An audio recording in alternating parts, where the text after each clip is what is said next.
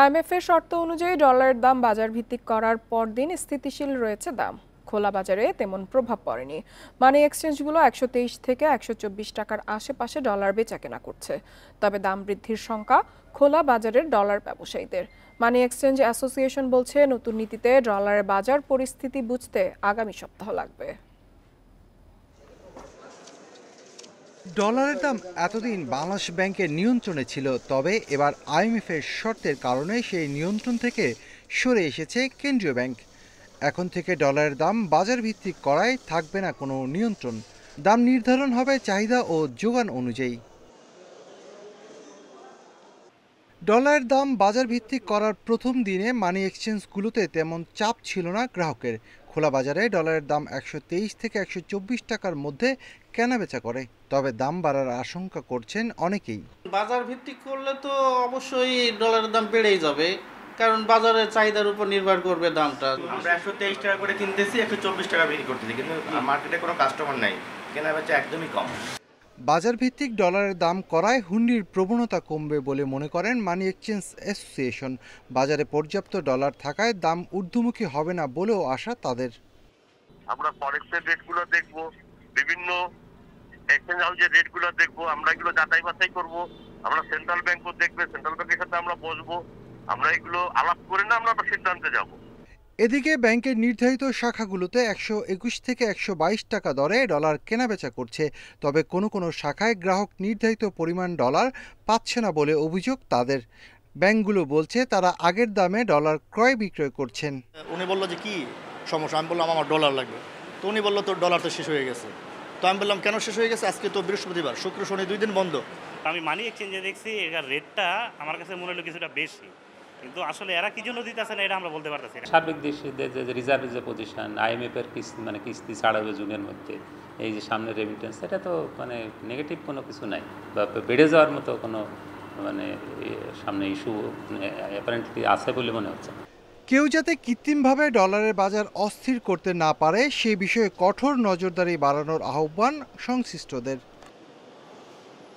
Shafil Alam Sujan, Independent News, Dhaka.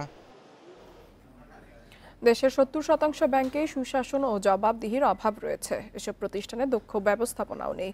BIBM এর এক গবেষণা প্রতিবেদনে এসব তথ্য তুলে ধরা হয়। বৃহস্পতিবার রাজধানীর বিআইবিএম মিলনায়তনে এক অনুষ্ঠানে বিশ্লেষকরা বলেন, ব্যাংকিং খাতে সুশাসন প্রতিষ্ঠা এখন বড় চ্যালেঞ্জ। প্রতিবেদনে আরও বলা হয়, স্বচ্ছতার অভাব শুধু ব্যাংকিং খাতের জন্যই নয়, পুরো অর্থনীতির জন্য একটি বড় ঝুঁকি তৈরি করেছে। সুশাসন প্রতিষ্ঠায় বাধা হিসেবে দক্ষতার অভাব, ঋণ খেলাপির সংস্কৃতি এবং অভ্যন্তরীণ দুর্নীতিকে দায়ী করা হয়। এক্ষেত্রে কঠোর নীতিমালা প্রণয়ন, দক্ষ পরিচালনা পর্ষদ গঠন ও সাইবার নিরাপত্তা জোরদার করার সুপারিশ করেন প্রতিনিধিরা। ইম্পর্টেন্ট ইন্ডিকেটর যেগুলো ওনারা কোশ্চেন ফর্মে তাদেরকে রেখে সেখান থেকে যে তথ্যগুলো বাইর করে এনেছেন, তাতে মনে হয় যে 20 থেকে 30% ইন্ডিকেটরের গুড প্র্যাকটিস আছে। আগামী অর্থ বছরের বার্ষিক উন্নয়ন কর্মসূচিতে বরাদ্দ কমে হচ্ছে 2,38,000 কোটি টাকা, যা 2021-22 অর্থ বছরের পর সর্বনিম্ন। পরিকল্পনা উপদেষ্টা বলছেন, বাজেটের সার্বিক ভারসাম্য ফেরাতে কমছে এডিপির আকার, থাকবে না নতুন কোনো মেগা প্রকল্প। বাস্তবতা আমলে নিয়ে সতর্কতামূলক উন্নয়ন বাজেট নেওয়ার পরামর্শ অর্থনীতিবিদদের। চলতি অর্থ বছরের বাজেটে বার্ষিক উন্নয়ন কর্মসূচি এডিপিতে বরাদ্দ রাখা হয় 2,78,289 কোটি টাকা। প্রত্যাশিত রাজস্ব আয় না থাকায় অর্থ সংস্থানের চাপে সংশোধিত এডিপি কমে 49,000 কোটি টাকা। আসছে অর্থ বছরে এডিপির আকার আরও কমে হতে পারে 2,38,000 কোটি টাকা। টাকার অঙ্কে যা 4 অর্থ বছরের মধ্যে সর্বনিম্ন। পরিকল্পনা মন্ত্রণালয়ের তথ্য বলছে, এডিপির বরাদ্দের 1,44,000 কোটি টাকা অভ্যন্তরীণ উৎস থেকে আসবে। বিদেশি সহায়তা মিলবে 86,000 কোটি টাকা, আর রাষ্ট্রায়ত্ত প্রতিষ্ঠানগুলো নিজস্ব উন্নয়ন প্রকল্পে দেবে বাকি টাকা। পরিকল্পনা উপদেষ্টা বলছেন, সাশ্রয়ী বাজেটের মানসম্মত ব্যয় নিশ্চিত করতে চায় সরকার। বাজেটের ভারসাম্যের স্বার্থে, মূল্যস্ফীতি কমিয়ে রাখার স্বার্থে, অর্থনীতিকে স্থিতিশীল রাখার স্বার্থে উন্নয়ন বাজেট ছোট থাকা দরকার ছিল। বড় প্রকল্প হাতে নিচ্ছি না, আবার অন্য দিক থেকে বা প্রকল্প বাস্তবায়নও আরও যেহেতু গুণগত মান বাড়াতে চাই, সেজন্য এমনিতেই আমরা প্রকল্প কাটছাট করছি। সরকারের রাজস্ব আয়ে ঘাটতি আছে, তাই অর্থনীতিবিদরাও বলছেন ঋণের বোঝা বাড়িয়ে মেগা প্রকল্প করা উচিত নয়। তবে তাদের মতে জনজীবনে স্বস্তি দেয় এবং কর্মসংস্থানে ভূমিকা রাখার মতো প্রকল্পে বরাদ্দ বাড়াতে হবে। যেগুলো সমাপ্য সেগুলোকে অগ্রাধিকার দেওয়া, এবং যেগুলো এই মুহূর্তে আমাদের রিজার্ভের উপরে যেরকম চাপ আছে, আমাদের অন্যান্য আরও বিভিন্ন খাতে আমাদের অর্থায়নের প্রয়োজন আছে, সেটার নিরিখে আমার মনে হয় সতর্কতামূলক একটা দৃষ্টিভঙ্গি থাকাই ভালো। চলতি অর্থবছরের প্রথম 9 মাসে বার্ষিক উন্নয়ন কর্মসূচি বাস্তবায়ন হয়েছে 37%-এরও কম, যা 1.5 দশকের মধ্যে সর্বনিম্ন। Hari Saha, independent News, Dhaka. অবিলম্বে এনবিআর বিভক্তির অধ্যাদেশ বাতিল না করলে শনিবার থেকে কঠোর কর্মসূচির হুঁশিয়ারি দিয়েছে শুল্ক, ভ্যাট ও কর কর্মকর্তা কর্মচারীরা। বৃহস্পতিবার বিকেলে রাজস্ব বোর্ডে এক সংবাদ সম্মেলনে একথা জানান তারা। এ সময় তারা আরও বলেন, দীর্ঘদিন ধরে কাস্টমস ও ট্যাক্স সার্ভিসের হাজার হাজার কর্মকর্তা কর্মচারী রাজস্ব ব্যবস্থার টেকসই সংস্কারের দাবি করে আসছেন, অথচ সংস্কারের প্রধান অংশীজন হিসেবে তাদের মতামত গ্রহণ না করে একটি অধ্যাদেশের মাধ্যমে নতুন কাঠামো প্রবর্তন করা হয়েছে, যা রাজস্ব ব্যবস্থায় অনিশ্চয়তা ও অস্থিরতা সৃষ্টি করবে। এমন পরিস্থিতিতে অধ্যাদেশ বাতিল না করলে শনিবার নতুন কর্মসূচি দেয়া হবে বলেও জানায় এনবিআর সংস্কার ঐক্য পরিষদ। অগ্রগতি ও দক্ষ মানব সম্পদের অভাব এবং প্রয়োজনীয় বিনিয়োগের ঘাটতি, বিদ্যমান সাংগঠনিক কাঠামোর জটিলতা, এই সবকটি বিষয় জাতীয় রাজস্ব বোর্ডের রাজস্ব আহরণ কার্যক্রমকে ব্যাহত করেছে। এদিকে চট্টগ্রাম বন্দরে অখালাসকৃত পণ্য দ্রুত নিলাম, ব্যবস্থাপনা ও ধ্বংসের লক্ষ্যে বিশেষ আদেশ জারি করেছে জাতীয় রাজস্ব বোর্ড এনবিআর। বৃহস্পতিবার এনবিআরের এক বিজ্ঞপ্তিতে বিশেষ আদেশ জারির কথা জানানো হয়। বিজ্ঞপ্তিতে বলা হয়, পণ্য জট নিরসন ও খালাস প্রক্রিয়ার সহজীকরণে এই আদেশ জারি করা হয়েছে। এখন থেকে দ্রুত পণ্য খালাস, শ্রম, অর্থ ও কর্মঘণ্টা সাশ্রয় হবে। এছাড়া রাষ্ট্রীয় সম্পদের অপচয় রোধ, নিরাপত্তা ঝুঁকি হ্রাস করা যাবে। কন্টেইনার জট নিরসন সহ বন্দরের সামগ্রিক সক্ষমতা বৃদ্ধিও এই আদেশের অন্যতম উদ্দেশ্য।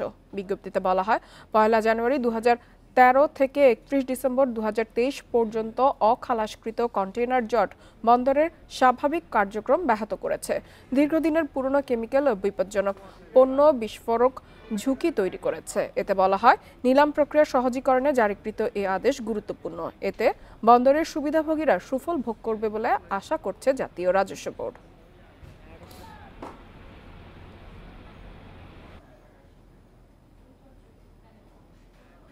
রাজশাহী ও চুয়াডাঙ্গায় আম সংগ্রহ ও বাজারজাত শুরু হয়েছে। ক্যালেন্ডার অনুযায়ী রাজশাহীতে গুটি জাতের আম পাচ্ছেন চাষি ও ব্যবসায়ীরা।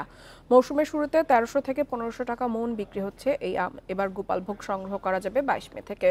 লক্ষণভোগ ও রানী পছন্দ 15 মে থেকে 30 মে থেকে 15 জুলাই পর্যন্ত হিমসাগর, খিরসাপাত, ল্যাংড়া, আম্রপালি সহ বিভিন্ন জাতের আম পাওয়া যাবে।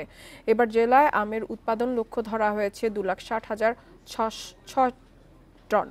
এদিকে চুয়াডাঙ্গাতে 20 মে হিমসাগর, 28 মে ল্যাংড়া, 5 জুন আম্রপালি, 15 জুন ফজলি ও 28 জুন আশিনা এবং বাড়িফোর আম পাওয়া যাবে। আমের সরবরাহ এবং বাজারজাতকরণে যাতে কোনো বিঘ্ন না হয়, এই দিকটা আমরা বিশেষ করে আইন শৃঙ্খলার দিকটা আমরা খেয়াল রাখবো। এবং আম চাষিরাও বলেছে যে তাদের বাজারজাতকরণে আপাতত কোনো প্রতিবন্ধকতা তারা দেখছে না। ঢালাও দরপতনে শেয়ার বাজারে সূচক ও লেনদেন নেমেছে তলানিতে। সপ্তাহের শেষ কার্যদিবসে ডিএসসির প্রধান সূচক কমেছে 58.58 পয়েন্ট। লেনদেন আজও 200 কোটির ঘরে। এ সময় দর হারিয়েছে 80 প্রতিষ্ঠানের শেয়ার। অন্যদিকে চট্টগ্রাম স্টক এক্সচেঞ্জে সার্বিক সূচক কমেছে 137.46 পয়েন্ট। বৃহস্পতিবার দিনের শুরুতে ইতিবাচক ছিল ঢাকা শেয়ার বাজার। প্রথম 10 মিনিটে প্রধান সূচক বাড়ে 19 পয়েন্ট। তবে বেলা বাড়ার সঙ্গে সঙ্গে শুরু হয় সূচকের উত্থান পতন। দিন শেষে ডিএসইএক্স সূচক 58.58 পয়েন্ট কমে অবস্থান করছে 4781 পয়েন্টে। সূচক কমলেও ডিএসইতে বেড়েছে লেনদেনের পরিমাণ। আজ মোট লেনদেন হয় 296 কোটি 84 লাখ টাকা। আগের দিনের চেয়ে লেনদেন বেড়েছে 2 কোটি 67 লাখ টাকা। হাতবদলে অংশ নেয়া ৩৯৫টি কোম্পানি ও মিউচুয়াল ফান্ডের মধ্যে দর বেড়েছে মাত্র ৪২টি প্রতিষ্ঠানের শেয়ারের, কমেছে ৩১৭টি এবং অপরিবর্তিত ৩৬টি প্রতিষ্ঠানের শেয়ারের দর। সবচেয়ে বেশি লেনদেন হওয়া প্রতিষ্ঠানের তালিকায় প্রথম বিচ হ্যাচারি, এনআরবি ব্যাংক দ্বিতীয়, তৃতীয় অবস্থানে বারাকা পতেঙ্গা পাওয়ার। শতাংশের দিক থেকে দর বৃদ্ধির তালিকায় প্রথম সিটি ইন্স্যুরেন্স, দ্বিতীয় সিপাল বিচ রিসোর্ট, তৃতীয় অবস্থানে বাটা। অন্যদিকে চট্টগ্রাম স্টক এক্সচেঞ্জে সার্বিক সূচক ১৩৭.৪৬ পয়েন্ট কমে অবস্থান করছে ১৩,৪৭৭ পয়েন্টে। লেনদেন ১০ কোটি ২৯ লাখ টাকার শেয়ার। মেহেদী হাসান, ইন্ডিপেন্ডেন্ট নিউজ।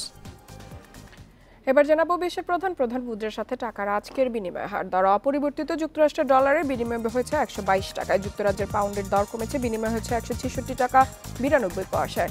বেড়েছে ইউরোর দর, বিনিময় হয়েছে ১৪০ টাকা ৭২ পয়সা। ভারতীয় রুপির দর অপরিবর্তিত রয়েছে, বিনিময় হয়েছে ১ টাকা ৪৪ পয়সায়।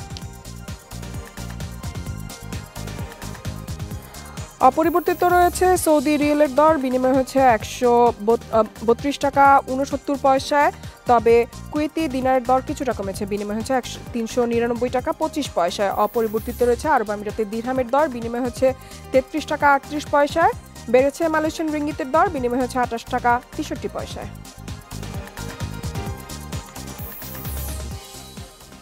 আর এই ছিল অর্থনীতি সারাদিনের আজকের আয়োজনে। আমন্ত্রণ আমাদের পরবর্তী সংবাদে।